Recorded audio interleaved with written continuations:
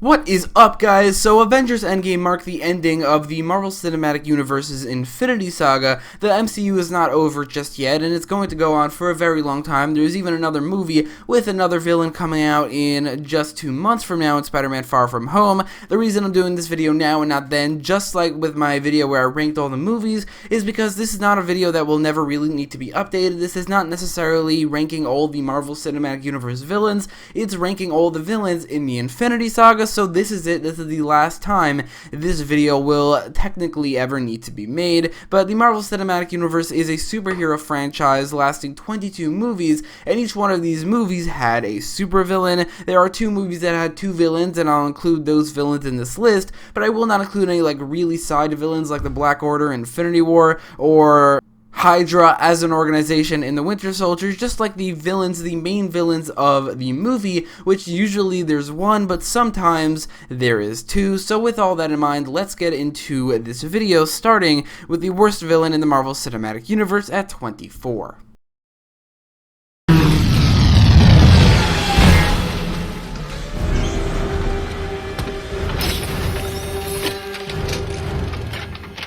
Good to be back.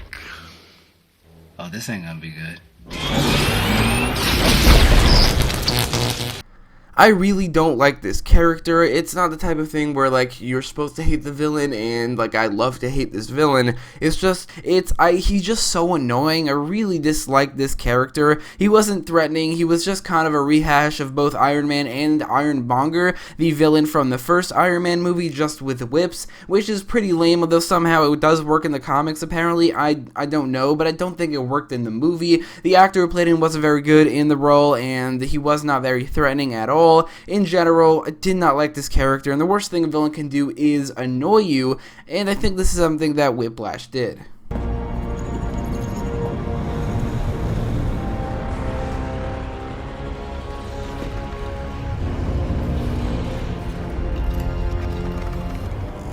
Al-Ayfihi Velamefe, Rashidente Ayafanta.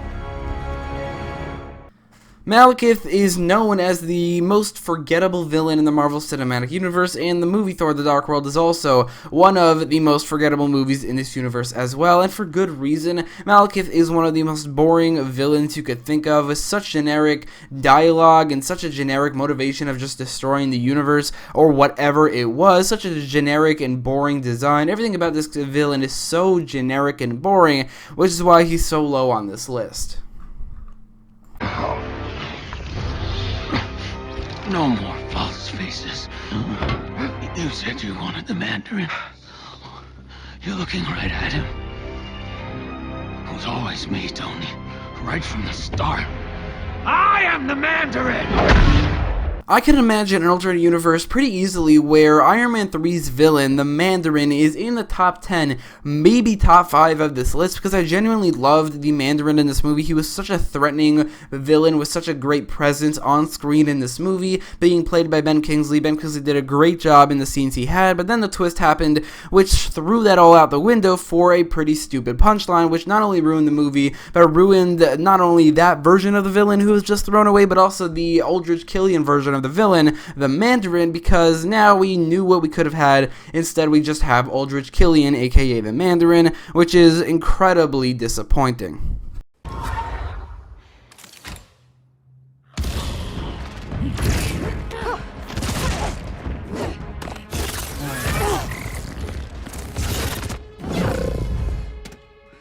Dad, are you seeing this? Hope, get out of there! Ava Starr, aka Ghost, can barely even be called a villain. I mean, she doesn't really hurt anyone, and her, as far as I can remember, and her motivations are definitely pure and definitely not exactly something that she wants to harm other people, but I guess she's the main antagonist of the movie. I mean, there's also Sonny Birch that I didn't include in this list because he's such a forgettable character, and he doesn't really feel like the villain of the movie, even with Ghost, who also doesn't really kind of feel like the villain of the movie, but Ghost, at least her powers and her suit are very, very cool, which knock her up a little bit in this list, but still, she's not exactly a very good villain in the end. Let go of the past. I don't remember my past. It's causing you doubt, and doubt makes you vulnerable.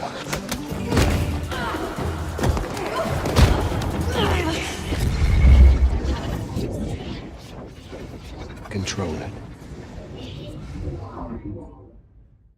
Yon-Rogg doesn't really work as a villain for Captain Marvel because he is no threat to Captain Marvel. They literally used that fact as a joke in the movie, just pushed him aside and let Captain Marvel destroy a couple ships, which was an awesome moment where she did that, but I think that Yon-Rogg as a character and as a villain just doesn't work. He's not very threatening at all. In fact, he poses no threat in the slightest to our hero, which really doesn't really make it so that they needed to have a villain. I mean, he does pull the strings a little bit. There is a twist with him, which kind of works, but at the same time, he's a very boring, not very unique villain who poses absolutely no threat to the hero. People of Xandar, the time has come to rejoice and renounce your paltry gods. Your salvation is at hand. Saga! Ronan is maybe the worst part of the Guardians of the Galaxy movie. I'm not saying he's a bad villain, but he's very generic, while the rest of the movie is very unique. Again, he's not a bad villain. I do like him for the most part. I do think the actor does a good job, despite the fact that he doesn't really get much to do. It's all blocked out by a lot of separate things, but I do like his connection to the Infinity Saga using the Power Stone. Although Malekith does use the Reality Stone, I think that Ronan has a much more connected storyline to the Infinity Saga, being controlled directly or being bossed around directly from Thanos. So again, he's definitely the worst part of the Guardians of the Galaxy movie, but he's still not a bad villain. In the end, he's just a little bit boring.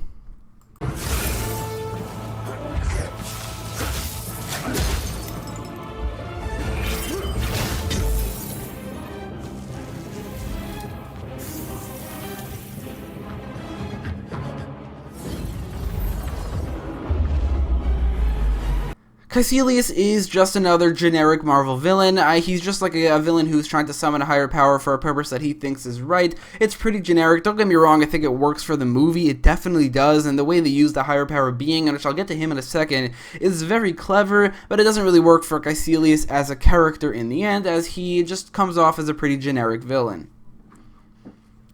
I gotta get out of this thing. I'll be right there.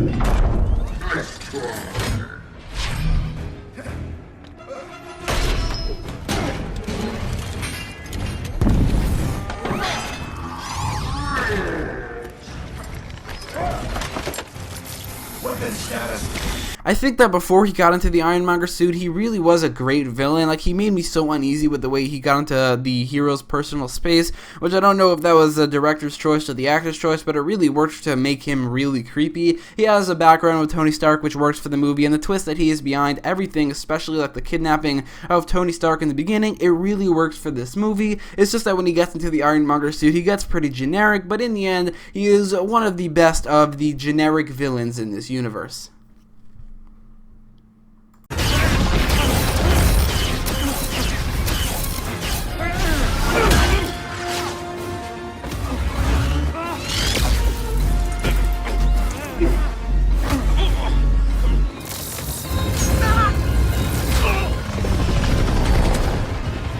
Yellow Jacket is basically the same thing as Obadiah Stane, but just with a way cooler suit. I love the Yellow Jacket suit. I think that Darren Cross is definitely a very generic villain as well, but he is maybe the best generic villain in this universe, as he is genuinely threatening at the end, and I love his suit so much. It just looks so cool. His connection to Hank Pym and the Scott Lang character as well in the end, I think it works really well for the movie, and again, the best thing about this character, the saving grace of the character, is his suit, which I think is so cool and makes for some pretty awesome action in the end of this movie.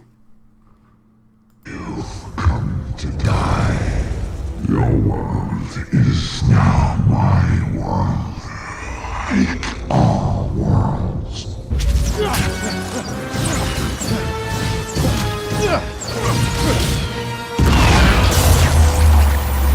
So like I said, I love the use of the higher being power character in Doctor Strange. In the end, Doctor Strange uses his time stone to trick Dormammu into, or to trapping him to a time loop and making him leave. I love that. I love the design of Dormammu, even though it's different from the comics. I never really knew anything about Dormammu in the comics. I'm not exactly as familiar with Marvel as I am with DC, and especially like with the obscure characters like Dormammu, so I didn't really mind the change to his character design. I think it worked really well for the movie and the design of the the scene as a whole. Again, the best thing about this higher power being that they used in this movie is that they used him so cleverly with the time loop aspect, and I'm definitely pretty interested in seeing him return in this universe now that Doctor Strange does not have the Time Stone.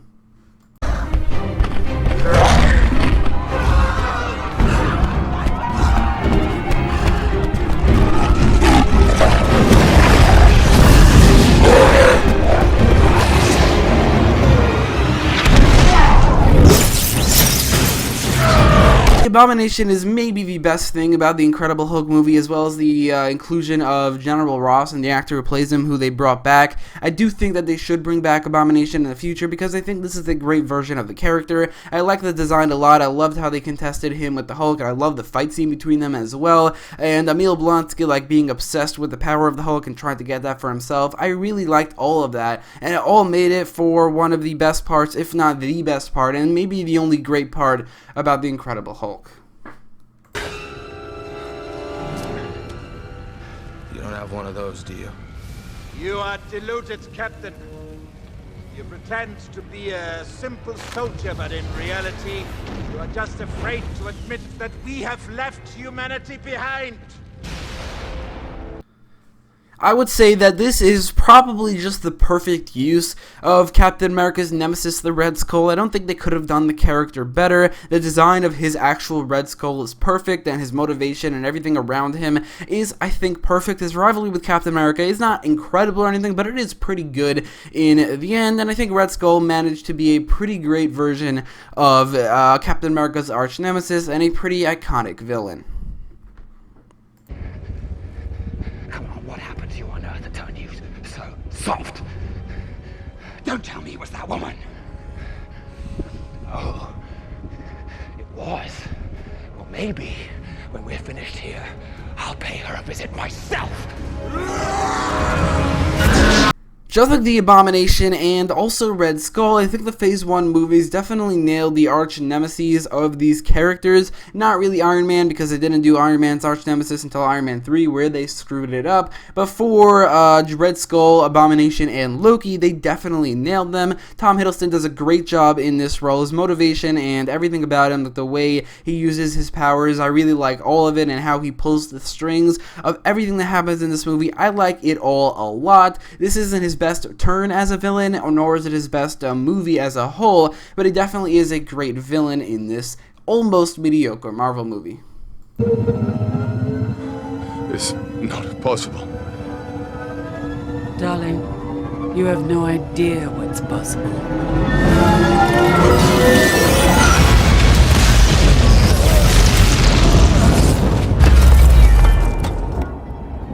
Hela was definitely a pretty awesome villain in Thor Ragnarok. She was basically the perfect version of this character from the comics. I think they changed a couple things, like making her the sister of Thor, which I don't think she is in the comics, which I do like that because it gives them more of a connection between the two, and it made for a, I think, better rivalry in the end. She's, again, the perfect version of the character in the comics, and that made for a pretty awesome villain in Thor Ragnarok.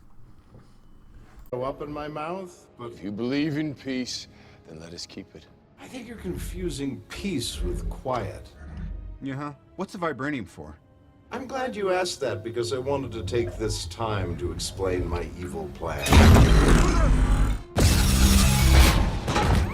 It is a little disappointing that Ultron is so low on the list. I mean, 10 isn't that low, but I really wanted him to be in the top 5 at this point, because looking at the trailers for Age of Ultron, I was so hyped for how intense and badass he looked in the movie. They ended up adding a lot more comedy than necessary, which definitely downplayed the intensity, and I didn't really like that, especially for the character of Ultron. But aside from the comedy, he's the perfect version of this character. His design, his motivation, the execution of his motivation, and the creation of the character is all awesome. And I think the best thing about him is the voice, James Spader, who I watched The Office for the first time, and I saw James Spader, and I heard his voice, and I could not hear the character. All I could hear is Ultron, and I think the fact that his voice in Ultron left such a lasting impression, even though I haven't seen the movie when I watched that show for a pretty long time at that point, I think is something I can't look past, and I think that Ultron, in the end, despite all the added comedy, the unnecessary added comedy, I think in the end he is definitely a great villain. It broke my heart to put that tumor in her head. What? No, all right. I know that sounds bad.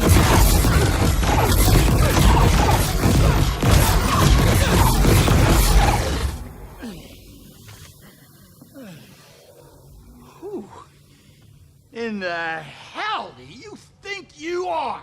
I think it's pretty insane how good of a villain Ego turned out to be in the end. I love the unraveling of the character and how he ended up looking like such a terrible person, or the terrible planet or deity, whatever he was. Like in the beginning, he seemed like such a nice guy and he wanted to be a father to Peter, but then you learn his true motivation, you learn what he's done, and you learn what he's done specifically to Peter. It hits you emotionally, it hit me emotionally, like when Peter found out that his mother was killed by Ego, which it's a clip that I just showed. That hit me pretty emotionally, and I think that it all worked very well for Ego, turning out to be a great villain and a great rivalry with the main character in his son. This not your natural state. It's the unspoken truth of humanity that you crave subjugation. The bright lure of freedom diminishes your life's joy in a mad scramble for power.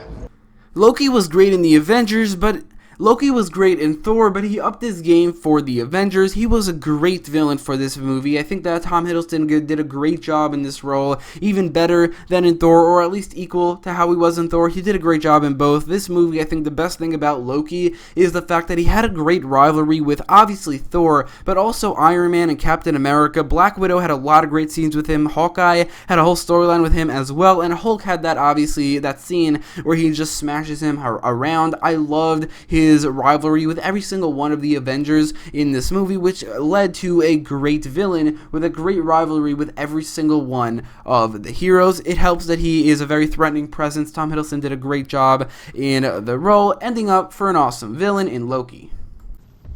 What if Pakistan marched into Mumbai tomorrow, and you knew that they were going to drag your daughters into a soccer stadium for execution? And you could just stop it with a flick of the switch. Wouldn't you? Wouldn't you all? Not if it was your switch.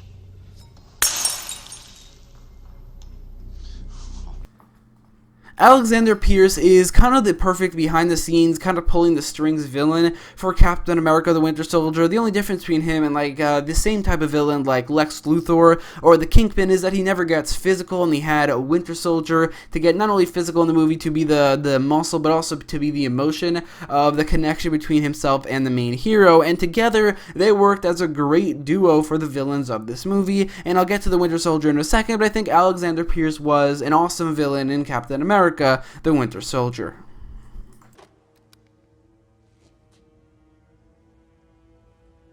An empire toppled by its enemies can rise again, but one which crumbles from within, that's dead forever.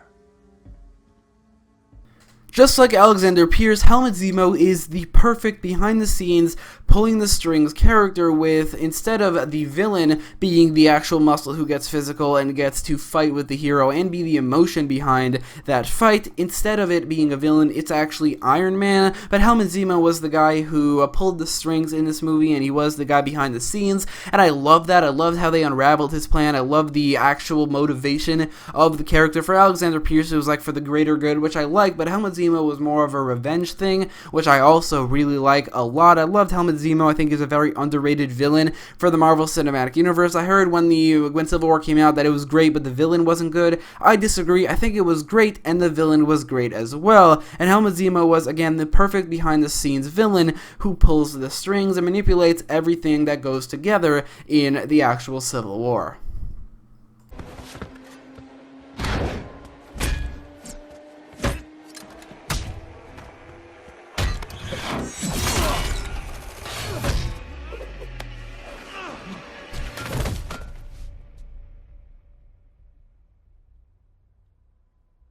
So like I said a second ago, the Winter Soldier and Alexander Pierce were a perfect duo, with Alexander working as the behind-the-scenes, pulling the strings villain who, again, pulls all the strings and puts everything together. He's the brains behind everything, but then the Winter Soldier is not only the muscle where he actually gets into the fights, the pretty awesome badass fight scenes between him and Captain America, but also he's the emotion where he has this personal connection to Captain America as he is his best friend who has been brainwashed by Hydra, who is the enemy to Captain America. And I love that. I loved how they used that in this movie. The emotion in all the fight scenes and the realization on Cap's face and the fight in the end where Bucky just goes all out and Captain America lets him. It's very emotional and it works very well for the movie. And the way they transition that into showing his redemption at the end, I think it works really, really well. And it makes for a very emotional, very badass in terms of fight scenes villain for the movie that is named after him. Nah. Just bury me in the ocean with my ancestors that jumped from the ships. Because they knew death was better than bondage. Killmonger is just a great villain through and through. He has a motivation that is very unique in terms of the connection to Wakanda and the connection to the real world as well. I think it works really well. As much as the fact that I don't love this movie, I think that it has an excellent main villain in Killmonger. Michael B. Jordan does a great job in the role, and the clip that I showed right before talking right here, the clip where he says death is better than bondage, or his ancestors said that, I mean, it's a great, great scene. It really showed his character, and I think it worked really, really well for this movie and the universe it's set in, ending up for an incredible main villain in Killmonger. The only thing I didn't love was the CGI fight scenes between him and Black Panther were not great, and the fact that he put on that costume at the end that looked exactly like Black Panther, didn't love that. But aside from that, I think that his motivation and his character and the actor all make up for that, and he ends up being an awesome villain. I saw it off on the ground. Very lucky that he was there that day. Good old Spider-Man. Dad, light. Spider-Man Homecoming not only managed to make the Vulture, who is one of the lamest villains in my opinion, not only did they manage to make him pretty awesome, but he is the greatest live-action Spider-Man villain to date, and he is so awesome. I think Michael Keaton does such a great job in the role. The twist with Liz Allen, or Liz Toombs, I guess, it works so well. The scene in the car, the dad talk, just alone would make him one of the best villains in this universe because it's so intense. Michael Keaton does such a great job in the role in that scene especially, and so does Tom Holland in that scene. Also, he's pretty scary for some of the scenes, like this giant bird monster. It is pretty scary for the scale of it all, and he's a pretty great physical threat for Spider-Man, and there are a lot of great fight scenes. I just love the Vulture so much. I don't know how they did it, but they made one of the lamer Spider-Man villains, who Spider-Man has one of the biggest rogues galleries in the comics right next to Batman, and they made one of the lamer ones, which for some reason they chose to use. They made him the best one we've seen in live action, and I'm hoping they continue to pump out all these awesome Spider-Man villains like Mysterio, which they're doing, or like then Venom and Green Goblin and Dr. Octopus, and make him as iconic and as awesome as they are in the comics, and I just cannot wait to see that in this universe. I just think that the Vulture is the perfect, and not only perfect, but the best version of the Vulture that has ever appeared in media. You could not live with your own failure.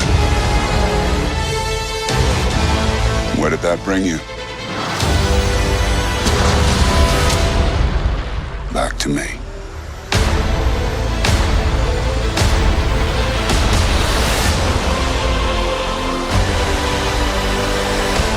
The Marvel Cinematic Universe has a way of adapting characters from the comics and making them better, making them the quintessential version of that characters. It happened to Iron Man and the entirety of the Guardians of the Galaxy. As for villains, like I said, the Vulture I think is my favorite version of the Vulture to ever appear in anything, including comics.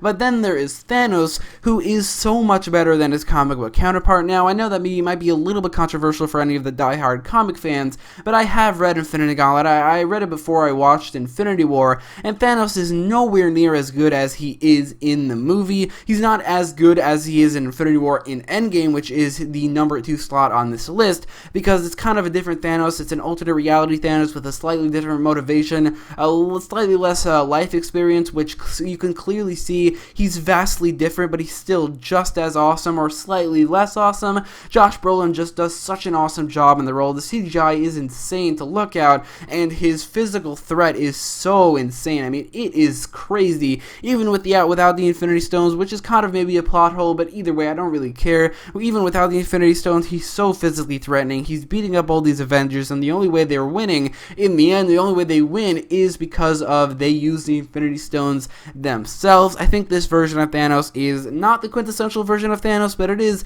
the second best version of Thanos to ever appear in anything, because the best version of Thanos, and probably the greatest villain in any superhero movie ever,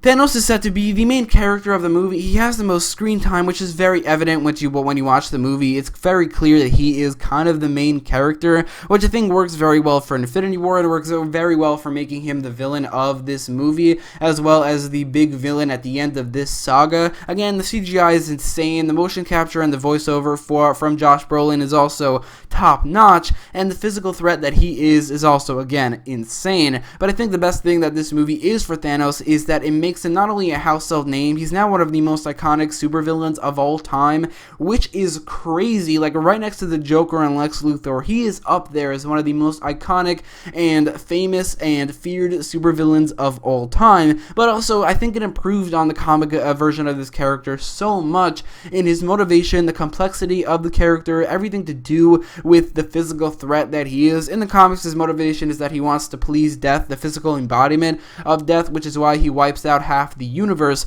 while in the movie he has a much more, not really understandable, but a much more complex motivation that makes him a much better villain. So in the end, I think Avengers Infinity War made Thanos one of the best villains of all time, and certainly the best villain in the Marvel Cinematic Universe, or at least for now in the Infinity Saga, but I highly doubt they will ever top Thanos. Wow, this video got really long, so if you stuck around this long in this video, thank you so much for watching, and thank you so much for the watch time. I can really use it, but if you like this video, make sure to check out my ranking of all the movies in the Infinity Saga if you haven't already, and again, if you like this video, make sure to leave a like, share, and subscribe, and as always, thanks for watching.